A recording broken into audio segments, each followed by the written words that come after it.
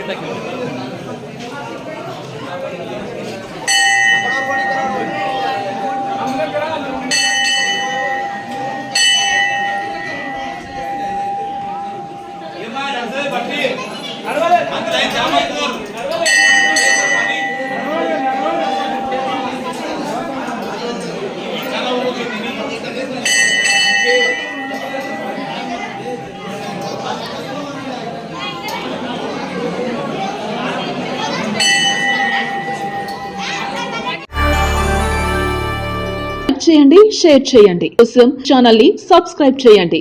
అలాగే ఇక్కడ ఉండే ఈ గంట సింబల్ ని క్లిక్ చేయండి. మేము అప్డేట్ చేసే ప్రతి వీడియో నోటిఫికేషన్స్ మీకు వచ్చేస్తాయి.